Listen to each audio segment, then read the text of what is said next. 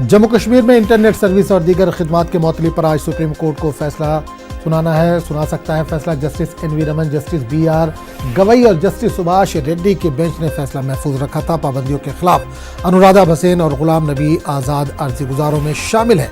मरकजी हुकूमत ने 21 नवंबर को पाबंदियां लगाए जाने को सही करार दिया था। मरकजी हुकूमत ने सरहद पार से दहशतगर्दी और अमन में रखने का हवाला दिया था। आपको बता दें कि जम्मू कश्मीर से दफ़ा 370 की मनसूखी 5 अगस्त को हुई थी, जिसके बाद इंटरनेट, मोबाइल समेत दीगर खिदमात मुअत्तल कर दी गई थी। फिलहाल वादी में पोस्ट पेड खिदमात बहाल है। और इस पूरे मामले पर बात करने के लिए हम सीधे रुख कर सकते हैं दिल्ली का, जहां से नुमाइंदे सुशील इस वक्त जुड़े हैं।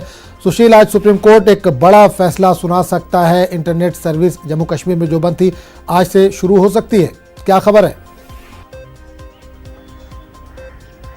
जी देखिए, आज हम बिल्कुल आप सही कह रहे हैं कि सुप्रीम कोर्ट आज 10:30 बजे एक बड़ा फैसला सुनाने वाला है। हालांकि जम्मू कश्मीर में धारा 370 हटाने के बाद जिस तरह इंटरनेट को शटडाउन किया गया था, उसके बाद तमाम याचिकाएं सुप्रीम कोर्ट में दाखिल की गई, जिसमें बात करें अनुराधा भसीन की, बात करें गुलाम नबी आज़ाद की, बात करें सीताराम येचुरी की, बात करें इल्तिजा मुफ्ती, ये तमाम लोग जो हैं आज उन्होंने सुप्रीम कोर्ट में याचिका दाखिल की थी और उन्होंने ये मांग की थी कि इंटरनेट जो है उस सुविधा को हटाया जाए, क्योंकि काफी लोगों को काफी दिक्कतों का सामना करना पड़ रहा है। जिस पर केंद्र सरकार ने कहा था कि वहां के सिचुएशन को देखते हुए कुछ जगह जो है वहां पर इंटरनेट को फिलहाल जो बंद था उसको चालू कर दिया गया है, फोन शुरू कर दिए गए हैं, जिसमें से हॉस्पिटल्स हैं, पुलिस स्टेशंस हैं और कई ऐसी जगह हैं जहां पर इंटरनेट को चालू किया गया है। लेकिन बावजूद इसके सुप्रीम कोर्ट में याचिका दाखिल करके अनुराधा भसीन ने कहा कि वहां पर प्रेस के लोगों को आजादी नहीं है, जिस पर केंद्र सरकार ने कहा कि प्रेस पर कभी भी कोई किसी भी प्रकार की पाबंदी नहीं लगाई गई।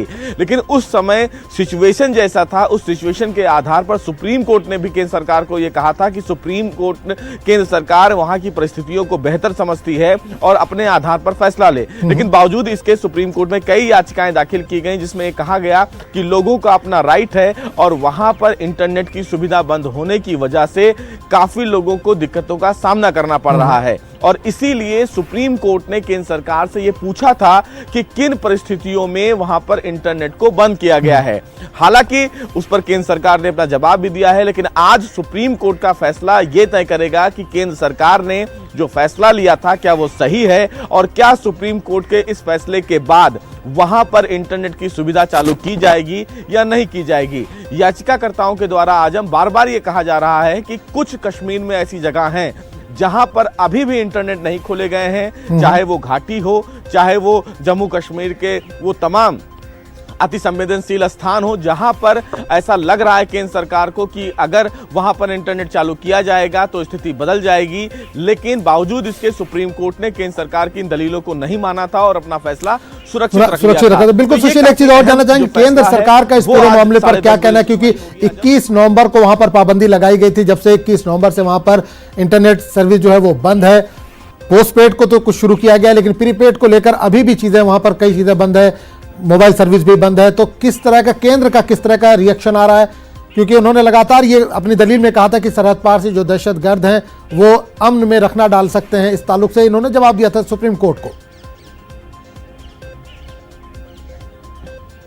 जी बिल्कुल आजम, आप सही कह रहे हैं कि कुछ अभी जो भी प्रीपेड जो सर्विस प्रोवाइडर हैं उनके इंटरनेट को नहीं खोला गया है, पोस्टपेड के इंटरनेट को खोला गया है, जिस पर लगातार सरकार की नजर है। सरकार ने साफ तौर से ये कहा था कि अगर सर्विस जो इंटरनेट सर्विस है वो तुरंत अगर चालू कर दी जाएगी तो इंपैक्ट पड़ सकता है जम्मू कश्मीर के सिचुएशन को लेकर। और ऐसे में पाकिस्तान से लगातार लोगों का संपर्क बन रहा है, ऐसा केंद्र सरकार ने सुप्रीम कोर्ट में भी दलील दी थी। सुप्रीम कोर्ट ने कहा था कि उन्होंने बाकायदा एक IT सेल बनाई है जो लगातार इस पर नजर बनाए हुए हैं। लेकिन बड़ा सवाल इस मामले में यह है कि जो सुप्रीम कोर्ट ने सवाल खड़ा किया था केंद्र सरकार पर और यह कहा था कि लोगों का अपना अधिकार है और ऐसे में केंद्र सरकार अगर सभी सिचुएशन परिस्थिति बनाए हुए है तो इंटरनेट को बंद करने की आखिर वजह क्या है। तो आज जो फैसला आएगा वो ये तय करेगा कि केंद्र सरकार ने जो इंटरनेट बंद करने का फैसला लिया था उस फैसले की असली वजह क्या है, और दूसरा सुप्रीम कोर्ट क्या डायरेक्शन देता है केंद्र सरकार को इंटरनेट को लेकर और वहां के तमाम सिचुएशन को लेकर। तो काफी अहम फैसला है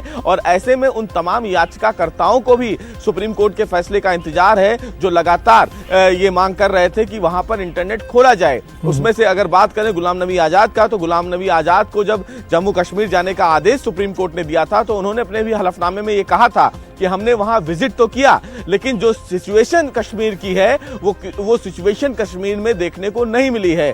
लोग परेशान हो रहे हैं, लोग अपने जो घर के काम है वो नहीं कर पा रहे हैं, चाहे वो बैंक की बात हो, चाहे वो इंटरनेट सर्विस की बात हो।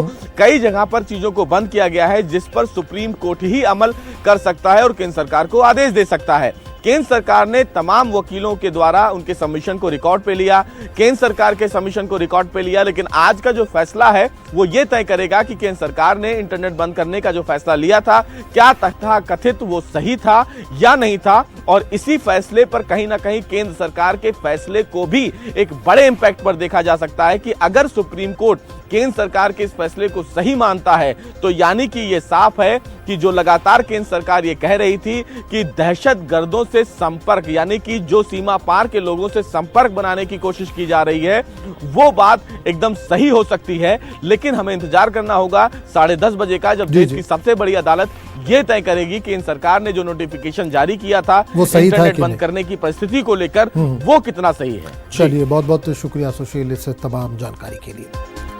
तो इस वक्त बड़ी खबर आ रही है जम्मू कश्मीर